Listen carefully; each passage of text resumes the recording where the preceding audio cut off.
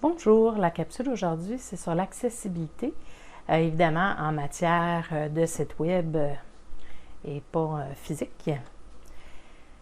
Alors, l'accessibilité, selon le W3C, ça signifie que les sites web sont accessibles par tous, donc même les personnes ayant des handicaps. Donc, autant des handicaps physiques, visuels, auditifs, cognitifs ou des troubles de la parole. Il faut qu'ils soient capables d'utiliser les outils et les technologies que vous leur proposez. Si vous prenez un navigateur web et un moteur de recherche comme Google, qui est extrêmement populaire, si vous voulez que votre site web qui est ouvert au public soit dans les recherches les plus élevées sans payer là, pour de la publicité ou pour un placement, mais il faut que vous répondiez aux critères d'accessibilité minimum. Plus vous répondez aux critères d'accessibilité, plus votre application va être aux côtés.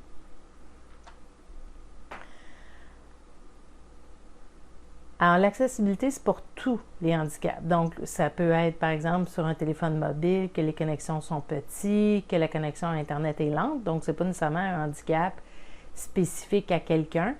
Ça peut être une limitation qui est causée par une situation actuelle ou une limitation physique temporaire. Quelqu'un qui s'est cassé une jambe, un pied, des choses comme ça peuvent compliquer les choses. Alors, il y a des standards d'accessibilité, il y a des normes.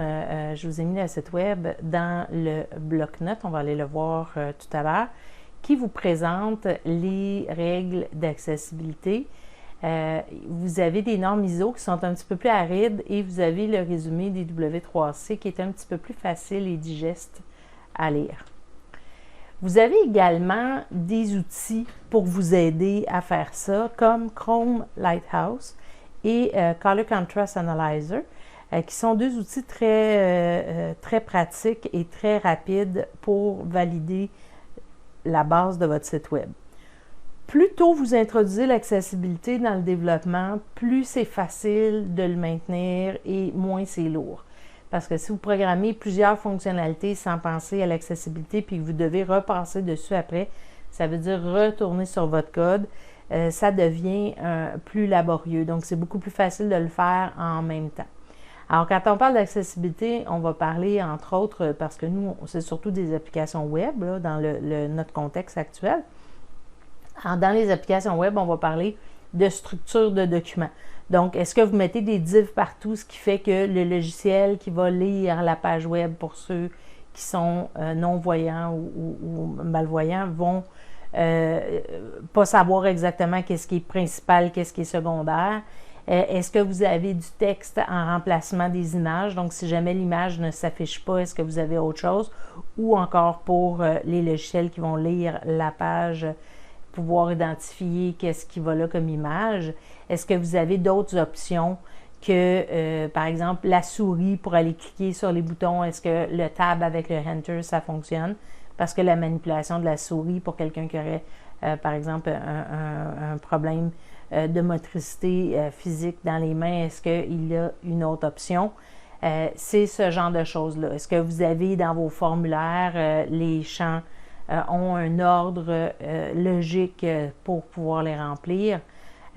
C'est sûr qu'en utilisant MVC, naturellement, il va mettre un ordre de tabulateur de haut en bas. Est-ce que si vous avez un formulaire qui est positionné sur 2 ou 3 colonnes, est-ce que l'ordre de tabulateur fonctionne ou est-ce que vous allez devoir le changer vous-même? Toutes sortes de choses comme ça. Est-ce que vous avez des éléments visuels que vous avez mis pour que ce soit plus agréable, que ce soit plus intéressant, mais qui peuvent poser un problème à certaines personnes? Par exemple, des images clignotantes ou des contrastes de couleurs qui ne permettent pas aux daltoniens de voir la distinction. Est-ce que tout ce que vous avez mis, c'est un code de couleur pour identifier certaines choses? Et là, pour ceux qui ont de la difficulté à distinguer les couleurs, on ne peut pas avoir les bons statuts. Alors, toutes ces choses-là sont introduites.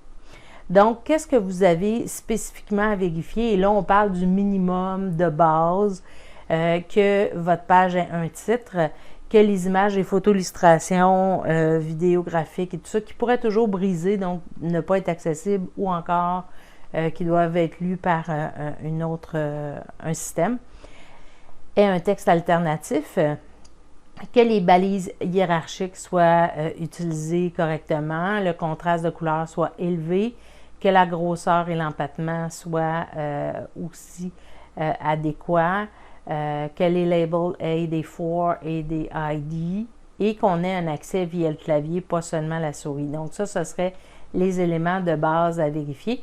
Donc, structurer les pages avec des bonnes balises comme les articles, les sections, les naves, header, footer, le aside, le figure pour ce qui est des éléments qui sont seulement présentés. Il faut faire attention par contre parce que beaucoup de librairies JavaScript qui sont utilisées, des Bootstrap et autres, là, utilisent beaucoup de divs. Et ça rend ça un petit peu difficile parce on doit utiliser les divs si on veut utiliser les librairies. Par contre, on aimerait ça les identifier. Donc, des fois, il y a des façons là, de structurer ça autrement. Les éléments à vérifier, les contenus clignotants. Donc, si ça clignote plus que 3 fois seconde, ça peut créer des crises d'épilepsie. Donc, il faut faire attention avec ça. Peut causer des maux de tête à certaines personnes aussi. Fait que c'est dangereux. Les contenus en mouvement, comme les carousels, les vidéos, il faut avoir la possibilité de les activer ou de les désactiver si ça cause des problèmes à certaines personnes. Parce que c'est le fun, les carousels, mais ça peut rendre certaines personnes vraiment inconfortables et leur causer des difficultés pour lire le reste. Le code de couleur seul, c'est pas une bonne idée. Les icônes seules non plus. Donc, idéalement, mettre les deux ici. Et le texte alternatif, dès que vous avez des icônes, des images. La meilleure façon d'être accessible, c'est d'offrir des choix, des options. C'est ça qui va être votre méthode gagnante sur votre application. Donner des façons de faire différentes à vos utilisateurs.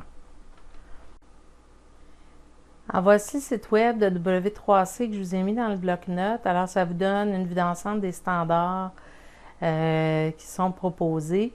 Évidemment, bon, cette version-là est en anglais, donc en français, pardon, traduction libre. Alors, c'est possible qu'il y ait certaines différences avec la version en anglais. Vous pourrez regarder un ou l'autre.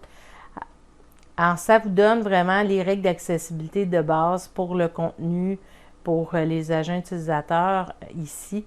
Et c'est ce que vous devriez spécifier. Alors, vous voyez là, les applications Internet riches et accessibles, les éléments au niveau du audio et de la vidéo, comment vous faites l'évaluation de ça.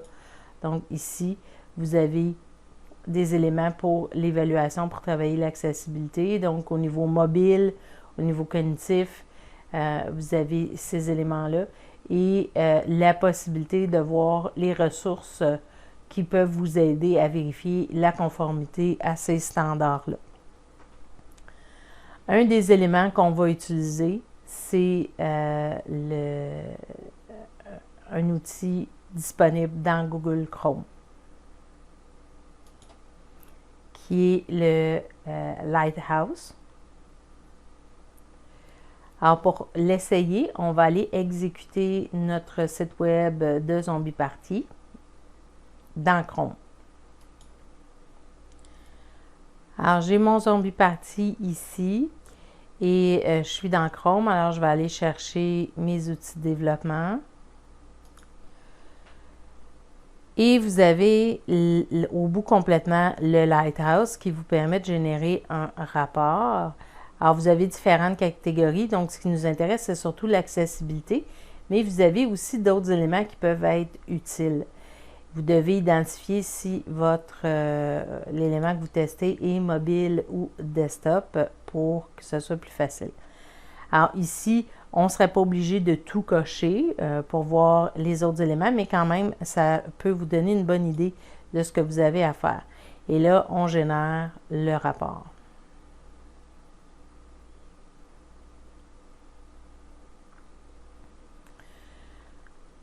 Alors, vous voyez ici,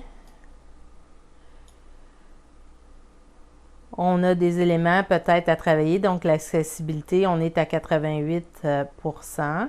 Pour les best practices, on est à 100%. La performance, ça va. Remarquez qu'on est sur le Kalos, hein, donc la performance ici n'est pas un indicateur très parlant de la vraie vie. Il faudrait avoir au moins déployé sur un environnement semblable à la production pour avoir une petite idée. Ici. Alors, si je vais avoir l'accessibilité pour avoir le détail, donc je peux avoir les éléments ici qui me donnent des choses. Donc, on n'a pas un contraste suffisant avec le background. Les éléments d'image n'ont pas de alternate, donc on n'a pas de texte pour nos images, entre autres l'image ici, pour les logos. Et vous pouvez continuer comme ça avec les autres évaluations qu'on a gardées, mais c'est évidemment l'élément de base de l'accessibilité qui nous intéresse. Alors, on a ici aussi des liens qui peuvent nous aider à améliorer ces éléments-là, les éléments qui ne passent pas. Donc, on peut essayer nos différentes pages et aller voir qu'est-ce qui se passe. Voilà. Donc, c'est pour Lighthouse. Alors, je vais vous inviter à le passer aussi dans votre TP pour avoir le rapport ici et indiquer qu'est-ce que vous pourriez améliorer pour que votre application soit vraiment proche de répondre aux critères d'accessibilité le plus possible. Alors, ce rapport-là, il est exportable en PDF. Alors, en haut, complètement de votre en-tête, vous avez Print Summary, Print Expand. Alors, vous pouvez aussi l'avoir en version électronique. Donc, ici, autre, là, JSON et HTML. Fait que si vous faites Expand, vous allez avoir l'ensemble du rapport, ce qu'on a regardé. B, on peut l'imprimer donc en PDF ou l'imprimer directement là, sur l'imprimante. C'est ce que je vais vous demander pour votre TP. Le deuxième outil dont je vous ai parlé, que le W3C propose, c'est Color Contrast Checker.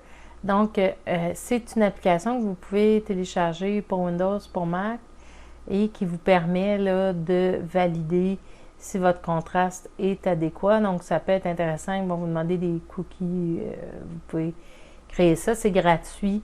Donc, vous allez pouvoir faire des sites mieux avec ça. Nous, on a utilisé des modèles, donc on n'est pas allé faire l'évaluation de ça. Dans votre cours de design interface, vous allez aller un petit peu plus loin avec ça.